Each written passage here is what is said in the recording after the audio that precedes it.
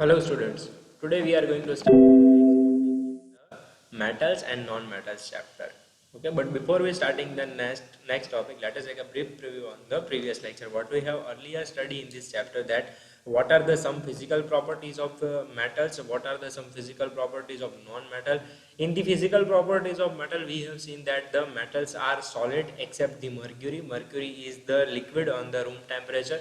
Also, we have seen the metals are hard, metals are malleable, metals are ductile. Metals are ductile. What is the malleable and ductile property? I have already told you in the previous lecture that malleability is the property which converts the metal into the thin sheets, and the ductility it is the property which is convert the metals into the thin wires. Okay. So metals also have the high melting points. Metals have the high boiling points. Metals are the generally good conductors of heat. Metals are generally the good conductor of electricity, and it is also the sonorous, means which produces the sound, vibrating sound. Okay. We have seen the physical properties of non-metal, that are the non-metals generally solid, liquid or gases. Non-metals are soft. Non-metals do not have lustrous property. It means they do not have shining shines. Okay, no, non-metals are not malleable, means which we cannot convert into the sheets. Non-metals are not ductile. It means we cannot convert the non-metal into the wires. Also, we have seen that the non-metals are low melting point, low boiling points. Non-metals are the bad conductor of heat. Also, it is the bad conductor of electricity, and they are not the sonorous, means they are not producing any kind of sound when we react with them. Okay. And then we have seen the first property of the chemical reactions with the metal, and in which we have seen that what is the basic reaction of the metal with the oxygen, and it makes the metal oxide. It means we have to chemically react the metal with oxygen or steam. Means air, हम लोग कोई भी air, steam या फिर कोई भी gas को ले सकते हैं जिसमें ऑक्सीजन के मॉलिक्यूल्स हो। तो ऑक्सीजन को जब भी हम मेटल के साथ कन्वर्ट करवाएंगे तो वो क्या बनाता है, मेटल ऑक्साइड बनाता है जनरली। ओके, वो हम लोगों ने देखा था पिछली बार इस तरह से कि भाई जब भी हम लोग मेटल का रिएक्शन करवाते हैं तो मेटल के रिएक्शन में हम लोगों को क्या मिलता है, metal plus oxygen into metal oxide. Okay, और इस तरह से मेटल का पूरा टेबल हम लोगों ने रिसर्च किया था, स्टडी किया था। ओके, अब बात करते हैं कि जब भी रिएक्शन होता है मेटल का ऑक्सीजन के साथ साथ, तो बहुत सारे ऐसे केमिकल फिनोमिना अकरेंस होते हैं जो हम लोगों को देखने पड़ेंगे। तो सबसे पहला है कि metals like potassium and sodium react with oxygen and catch fire if kept in open, hence they are stored in kerosene to prevent the burning. तो पोटेशियम और सोडियम जो है वो फटाफट से क्या करते हैं, ऑक्सीजन को कैचअप कर लेते हैं और फटाफट से फायर प्रिवेंट कर देते हैं। तो इसको बचाने के लिए उसको कहाँ पर डालना पड़ता है, they are stored in kerosene to prevent the burning. Kerosene के साथ साथ हम लोगों को पोटेशियम और सोडियम को रखना पड़ेगा, तब जाकर वो क्या करेंगे, वो रिएक्ट नहीं कर पाएंगे ऑक्सीजन के साथ साथ, और ऑक्सीजन के साथ रिएक्ट नहीं कर पाएंगे तो क्या होगा जनरली कि तो वो फायर को कैचअप इजीली नहीं कर पाएंगे। तो बचाने के लिए हम लोगों को क्या करना पड़ेगा, कैरोसिन के साथ साथ उसको रखना पड़ेगा। ओके, सेकेंड है हमारा, if magnesium is heated it Burns with the bright flame, यानी कि अगर जब भी मैग्नीशियम को मैं गर्म करता हूँ तो वो क्या होता है, ब्राइट फ्लेम के साथ जलता है। If iron is heated it glows brightly, iron को भी हम लोग जब भी हीट करते हैं तो वो भी हाईली ग्लोई ब्राइटली होता है। Okay, then if copper is heated it does not burn but forms a black coating of a copper oxide, यानी कि जब भी मैं कॉपर को हीट करता हूँ तो वो जल्दी से बर्न नहीं होता है, उसके अलावा वो ब्लैक कोटिंग का कवर उसके ऊपर चढ़ जाता है। ओके, और वो कॉपर ऑक्साइड बन जाता है। सिल्वर एंड गोल्ड जो है वो ऑक्सीजन के साथ रिएक्ट नहीं करते even at the high temperature, इस वजह से इसके ऊपर जो है वो कोरोजन नहीं होता है। कोरोजन इफेक्ट इसके ऊपर इसीलिए नहीं होती है क्योंकि ये ऑक्सीजन के साथ जो है वो नॉट रिएक्ट करते हैं, यानी कि ऑक्सीजन के साथ रिएक्शन बिल्कुल भी नहीं करते हैं। इस वजह से इसको ऊपर कोरोजन की प्रोसेस नहीं होती, और कोरोजन नहीं होता इस वजह से ये कभी जो है वो, आप लोगों ने सुना है कि कभी गोल्ड खराब हो गया हो, सिल्वर खराब हो गया हो, इस तरह की कोई बात आप सुनोगे ही नहीं, क्योंकि क्या है कि ये कभी ऑक्सीजन के साथ रिएक्शन ही नहीं करते, तो क्या होगा, उसको खराब होना पॉसिबल ही नहीं है। कोई भी टाइप का वो ऑक्साइड रिलीज ही नहीं करेगा, बनाएगा ही नहीं, तो वो कभी भी खराब नहीं होगा।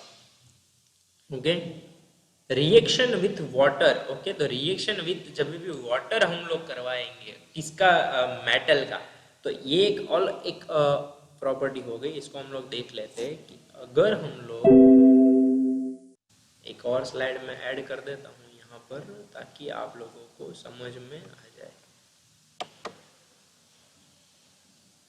ओके, इसको ब्लैंक कर देते हैं हम लोग, पिछली बार जैसे किया था वैसे ही, ताकि क्या हो कि आप लोगों को इजीली समझ में आ जाए।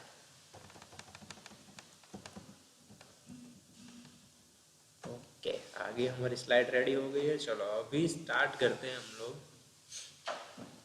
किसका हम लोग को रिएक्शन करना है, मेटल का। Metal react with water. भाई साहब हम लोगों को करना है मेटल का रिएक्शन वाटर के साथ साथ। तो पहले तो मेरे को मेटल सारे पता होने चाहिए। तो मेटल का मैं यहाँ पर एक टेबल बना लेता हूँ फिर से। Na है, Mg हो गया, Ca हो गया, ये सारे क्या है हमारे, मेटल है। ओके, कॉपर हो गया, ये सारे क्या है हमारे, मेटल है। उसी तरह से मेरे को वाटर का जो है वो इक्वेशन मालूम होना चाहिए। मेरा वाटर का इक्वेशन क्या है, H2O। अब आप लोग केमिकली इसको H2O लिखते हो, आप लोगों को मालूम होना चाहिए H2O का मतलब क्या होता है। इसको बोला जाता है डाई हाइड्रोजन मोनोक्साइड, जो कि वाटर का केमिकल कंपाउंड का नेम है। ओके, डाई हाइड्रोजन मोनोक्साइड, क्योंकि हाइड्रोजन के दो एटम्स इसके साथ कनेक्टेड है, इस वजह से एक मॉलिक्यूल बनाने के लिए दो एटम हम लोगों को चाहिए, इस वजह से इसका नाम डाई हाइड्रोजन है। और ऑक्सीजन का एक मॉलिक्यूल है, इस वजह से इसको मोनो कहा जाता है। So it can be merged and called as the dihydrogen monoxide. Okay? तो अब इसमें से कोई भी पहले तो मेरे को ये समझना है कि जब भी मैं मेटल की वाटर के साथ रिएक्शन करवाता हूँ तो वो क्या बनाता है। ओके, जब भी मैं मेटल की वाटर के साथ रिएक्शन करवाता हूँ तो वो दो चीजें बना लेता है। It can produce the two reactions, okay, two products. Okay, if we react the metal with water, it releases or it produces the two products, which are first one is the metal hydroxide and second metal oxide, or it may be metal hydroxide and okay, एक product क्या होगी, चलो यहाँ लिख लेते हैं। Metal react करेगा water के साथ तो वो दो चीज बनाएगा, एक तो मेटल ऑक्साइड बनाएगा या तो फिर बनाएगा मेटल हाइड्रोक्साइड। और साथ ही क्या बनाएगा, साथ बनाएगा वो हाइड्रोजन गैस को रिलीज करेगा। क्या करेगा, हाइड्रोजन गैस को रिलीज करेगा। तो अब तो आप लोगों को दिमाग में तीन चार चीजें आ रही होगी कि सर ये मेटल ऑक्साइड तो हम लोगों को पता है, क्योंकि पिछली बार हम लोगों ने देखा था कि कोई भी मेटल के साथ अगर ऑक्सीजन का एक मॉलिक्यूल आ गया तो मेटल ऑक्साइड हो जाएगा। अब बात करते हैं हाइड्रोक्साइड की। हाइड्रोक्साइड यानी कि क्या, तो हाइड्रोक्साइड को हम लोग केमिकली लिख सकते हैं। हाइड्रोक्साइड को लिखेंगे हम लोग OH। अभी आप लोगों ने एसिड बेस और सॉल्ट वाला चैप्टर देखा होगा ना, तो आप लोगों को पता होगा कि बेस बनाने के लिए मेरे को जो मॉलिक्यूलर कंपाउंड चाहिए वो कौन सा होगा, वो होगा OH। अगर किसी मॉलिक्यूलर कंपाउंड के अंदर OH प्रेजेंट नहीं है तो वो हम लोग उसमें से बेस बना नहीं सकते।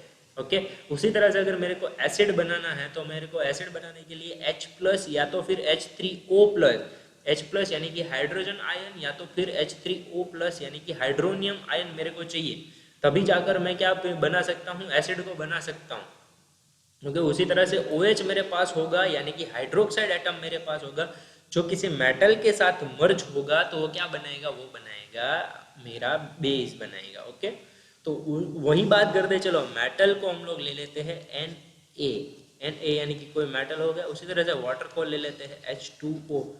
अब मेरे को बनाना क्या है, तो मेटल ऑक्साइड या तो फिर मेटल हाइड्रोक्साइड बनाना है, साथ ही मेरे को हाइड्रोजन गैस रिलीज करवाना है।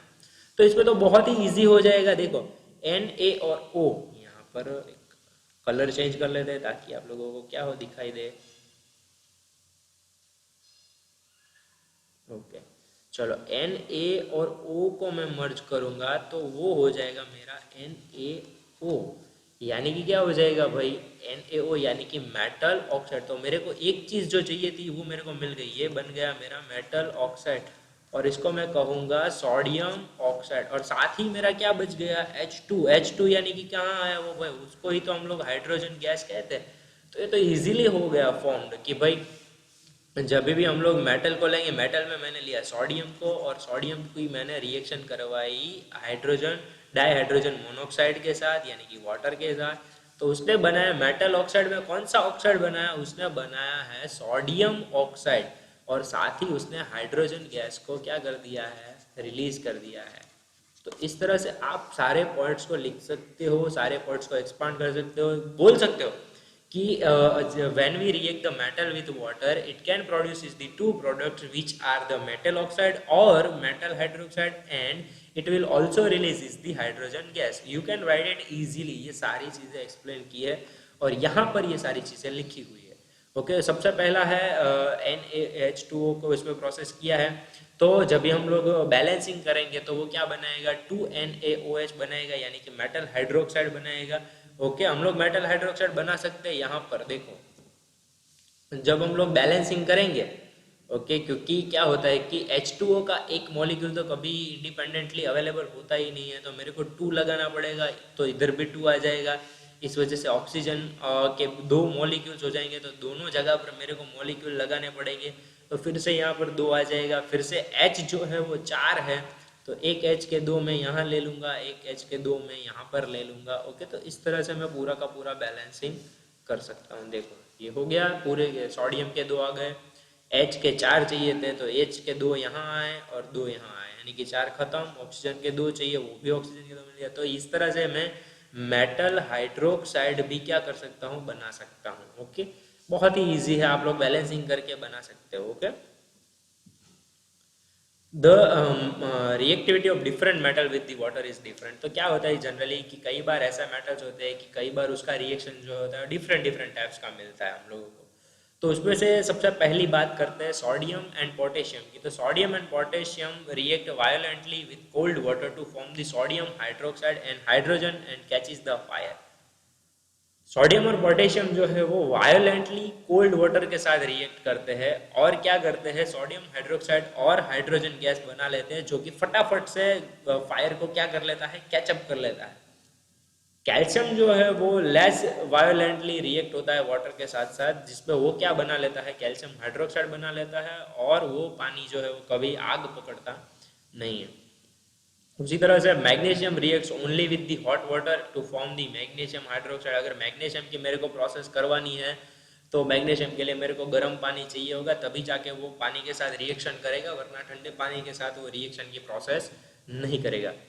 Metals like aluminium, iron and zinc react only with the steam to form the metal oxide and hydrogen. Metals like lead, copper, silver, gold do not react with water, यानी कि इसको कहीं कितनी भी बार आप पानी में रिएक्ट करवाओगे वो कोई भी रिएक्शन का आप लोगों को आंसर नहीं देगा, कोई भी टाइप का रिएक्शन उसके ऊपर होगा ही नहीं। इसी वजह से मेटल और सिल्वर के प्राइसेस जो हो रहे हैं वो हाइक हो रहे हैं। ओके,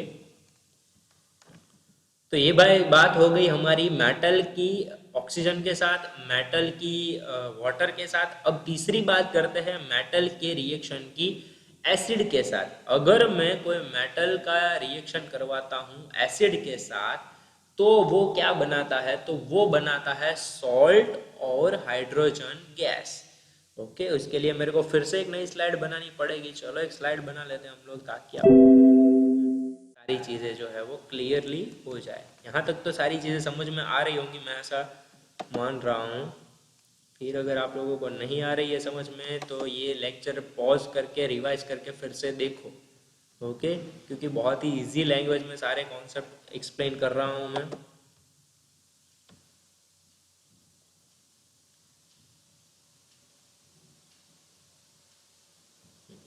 चलो ओके, फिर से स्टार्ट कर देते हैं। तो जब भी मैं metal react with acid,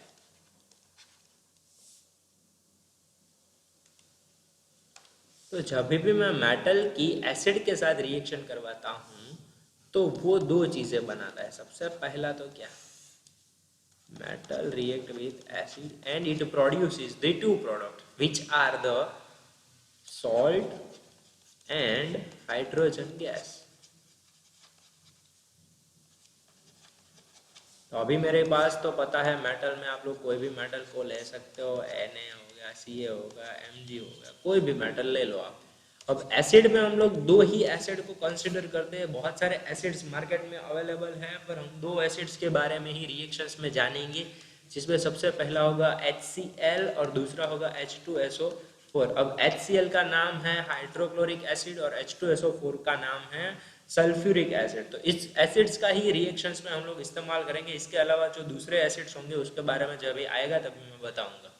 okay, और लास्ट में हमारा हो गया हाइड्रोजन गैस। तो हाइड्रोजन गैस हम लोगों को पता है कि H2 से हम लोग लिखते हैं। हाइड्रोजन गैस को किस तरह से लिखेंगे हम लोग? उसको लिखेंगे H2 से।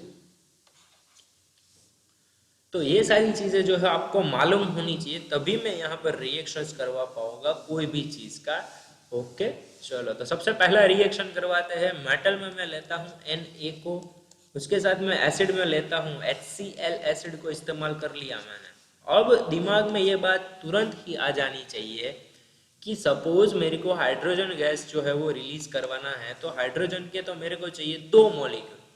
चाहिए कि नहीं चाहिए भाई? 2 मॉलिक्यूल्स मेरे को चाहिए। तो 2 मॉलिक्यूल्स चाहिए, तो उसके लिए मैं क्या कर सकता हूँ जनरली? चलो मैं यहाँ पर H2 कर देता हूँ गलती से, H2Cl मैंने कर दिया, तो फिर ये हाइड्रोक्लोरिक एसिड रहेगा? नहीं रहेगा। तो ये बात आपके दिमाग में तुरंत ही आ जानी चाहिए। और Cl2 के पास तो मैं 2 लगा नहीं सकता, क्योंकि क्लोरीन के 2 एटम अभी मेरे को कहाँ जरूरत है। तो मेरे को 2 एटम जो चाहिए वो किसके चाहिए? हाइड्रोजन के चाहिए। ओके, तो 2 मैं कहाँ पर लगाऊंगा? यहाँ लगाऊंगा। ओके, तभी जाकर क्या बनेगा? 2HCl बनेगा। ओके, अब बात करते हैं यहाँ पर सारी चीजें लिखने की। तो H2 तो चला गया, अभी बचा है कौन कौन? Na और Cl। चलो लिख दिया मैंने Na और Cl। अभी मेरे पास क्लोरीन, यानी ये तो हमको पता है कि इसका पूरा फुल फॉर्म हो जाएगा सोडियम क्लोराइड। सोडियम क्लोराइड यानी कि खाने वाला जो नमक है वो। ओके, तो सोडियम क्लोराइड तो बन गया, पर क्या मैं 2 जो है यहाँ पर देखो, क्लोरीन के कितने एटम है? 2 एटम्स है। तो क्या वो मैं 2 एटम्स यहाँ लगाऊंगा तो चलेगा? तो NaCl2 हो जाएगा। ऐसा कोई फॉर्मूला कंपाउंड है ही नहीं। तो इस वजह से मेरे को क्या करना पड़ेगा? 2Na करना पड़ेगा, और तब जाकर मैं यहाँ 2NaCl बनाऊंगा। तो 2 सॉल्ट के मॉलिक्यूल्स, 2 सोडियम क्लोराइड के मॉलिक्यूल्स बनेंगे, और रिएक्शन जो है हमारा कंप्लीट होगा। इसके नीचे आप सारी चीज़ों को लिख सकते हो। सोडियम हो गया भाई साहब, सोडियम के साथ साथ यहाँ लिख सकते हो हाइड्रोक्लोरिक एसिड हो गया, इसके साथ साथ आप लिख सकते हो सॉल्ट हो गया, या तो फिर लिख सकते हो सोडियम क्लोराइड होगा, और इसके साथ साथ यहाँ लिख सकते हो हाइड्रोजन गैस हो गया। ओके, तो इस तरह से एसिड की आप रिएक्शंस करवा सकते हो। बहुत सारे आपके स्क्रीन के वो रिएक्शंस अभी दिख रहे होंगे, तो आप लोग वो रिएक्शंस जो है वो देख सकते हो। ओके, बहुत ही इजी रिएक्शंस है, कुछ हार्ड है नहीं, सारी चीज़ों को आप रिएक्ट करवा सकते हो इसी तरह से इजीली। ओके, अब लास्ट में बात करते हैं reaction of metal with the metal salt solution. तो मेटल को जब भी मैं मेटल सॉल्ट यानी कि कोई भी सल्फेट के साथ करवाऊंगा रिएक्शन, तो क्या होगा? तो हम बात कर रहे थे कि अगर मैं कोई भी मेटल का कोई भी सल्फेट के साथ, सल्फेट यानी कि SO4, SO4 को हम कहेंगे सल्फेट। ओके, इसको SO4 को सल्फेट कह सकते हैं, SO2 को सल्फर डाइऑक्साइड कह सकते हैं, SO3 को सल्फर ट्राइऑक्साइड कह सकते हैं, उसी तरह से SO4 को हम सल्फेट कहेंगे। तो हम लोगों को इजी रहेगा। अभी ये कोई भी मेटल के साथ मिक्स हो जाएगा तो इसको बोलेंगे हम लोग मेटल सल्फेट, या तो फिर मान लो कि मैग्नीशियम के साथ मिक्स हो गया Mg के साथ, तो बोलेंगे मैग्नीशियम सल्फेट हो गया। उसी तरह से Na के साथ मिक्स हो गया तो बोलेंगे सोडियम सल्फेट हो गया। तो इस तरह से हम लोग याद रखने के लिए इसको क्या इजीली याद रख सकते हैं कि SO4 जहां पर भी दिखे उसको क्या बोलने का? उसको बोलेगा सल्फेट है वो। ओके, तो जब भी कोई मेटल है वो कोई दूसरे मेटल के साथ साथ, मेटल सॉल्ट के साथ साथ रिएक्ट होता है, तो क्या होता है? तो वो बनाता है मेरा मेटल जो होता है वो क्या करता है? डिस्प्लेसमेंट रिएक्शन करवाता है। ओके, तो वो करेगा डिस्प्लेसमेंट रिएक्शन। डिस्प्लेसमेंट रिएक्शन आप लोगों को मालूम है ना, जब भी एक प्रोडक्ट के साथ साथ, मैं यहाँ पर लिख देता हूँ ताकि आप लोगों को अगर याद नहीं है तो वो रिवाइज हो जाए। डिस्प्लेसमेंट रिएक्शन के अंदर जनरली क्या होता है? तो डिस्प्लेसमेंट रिएक्शन के अंदर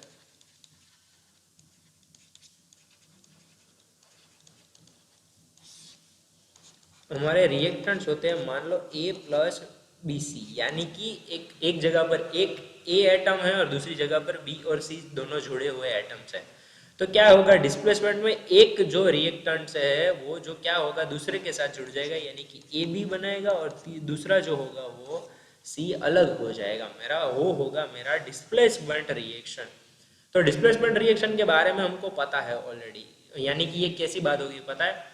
आप जब नए नए स्कूल में जाते हो तो आपका कोई अच्छा सा फ्रेंड बना है जिसके साथ आप रेगुलरली बैठते हो, फिर क्या होता है कि एक टीचर आते हैं और टीचर बोलते हैं कि अभी तुम दोनों को साथ में नहीं बैठना है, दूसरा वाला जो आपका फ्रेंड है उसको बिठा देते हैं सर दूसरे फ्रेंड के बाजू में, तो वो अभी उसके साथ उसका बॉन्डिंग जो है वो अच्छा हो जाएगा। अभी आप जो है वो अकेले पड़ जाओगे, आपका फ्रेंड था जो दूसरे के साथ चला गया है उसके साथ आपको वो वहाँ पर बैठ के उसका बॉन्डिंग वहाँ पर बढ़ेगा। तो ये हो गया मेरा डिस्प्लेसमेंट रिएक्शन, एक जगह से दूसरी जगह पर उसने शिफ्ट कर दिया। तो मेटल के साथ साथ भी सेम टू सेम होता है। यहाँ पर देखो, अभी ये मेटल है उसके साथ SO4 की फ्रेंडशिप हो जाएगी और कॉपर भाई साहब अलग हो जाएंगे। सेम टू सेम जिंक के साथ साथ सल्फेट की प्रोसेस हो जाएगी तो जिंक सल्फेट बन जाएगा, कॉपर भाई साहब अलग हो जाएंगे। Fe के साथ कॉपर की हो जाएगी तो फिर SO4 की हो जाएगी तो कॉपर भाई साहब अलग।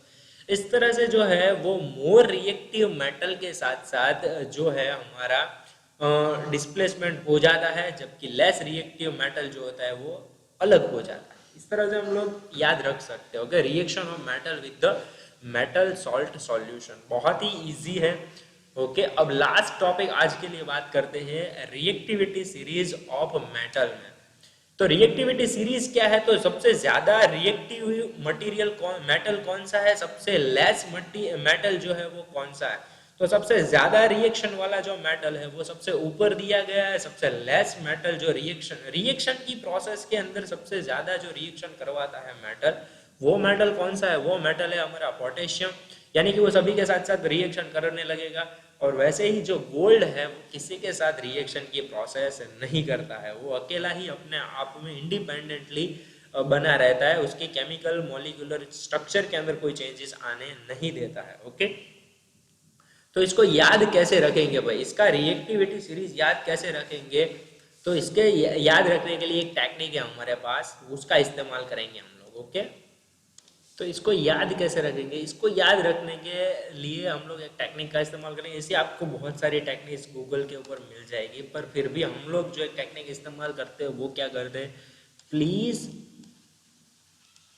Stop calling me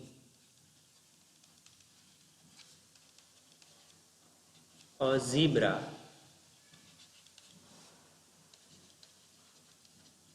I like to call him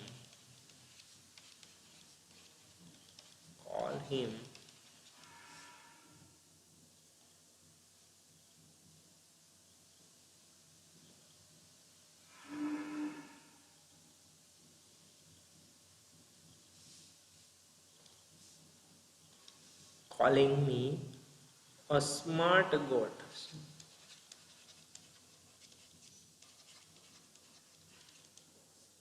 okay, तो ये हो गया please stop calling me a zebra, I like her calling me a smart goat. ये हो गया हमारा सेंटेंस। तो प्लीज का पी ले लेंगे तो पोटेशियम हो जाएगा, स्टॉप का एस ले लेंगे तो सोडियम, कैल्शियम, मैग्नीशियम, एल्यूमिनियम हो गया, ज़ीब्रा आ गया, फिर आ गया आयन हमारा, फिर आ गया लीड, हाइड्रोजन, सी से कॉपर आ गया हमारा, एम से आ गया मर्क्यूरी हमारा, एस से हो गया सिल्वर और जी से गोल्ड। ये सारे जो है ये आप सीक्वेंस याद रख सकते हो कि please stop calling me a zebra, I like her calling me a smart goat. तो this are the this is the way you can memorise the reactivity series of metal. बहुत ही इजी है और बहुत ही अंडरस्टैंडेबल है। Okay, आज बहुत सारे टॉपिक्स ले लिए हैं। Okay, so that's it for today. Thank you very much for reading this lecture. If you had any kind of doubt, you can ask me on the comment section, you can ask me on the WhatsApp or you can ask me on the Instagram also. Okay, next lecture के अंदर हम लोग बात कर रहेंगे कि भाई metals जो है वो नॉन मेटल के साथ कैसे रिएक्शन करेंगे, और उसके बाद बात करेंगे बहुत सारे अकरेंस ऑफ मेटल के बारे में, जो कि हमारा लास्ट टॉपिक होने वाला है इस चैप्टर के अंदर। और इसके बाद बात करेंगे एलॉयज की प्रॉपर्टीज के बारे में और एलॉय क्या है उसके बारे में। Okay, till then bye bye everyone and take care of yourself.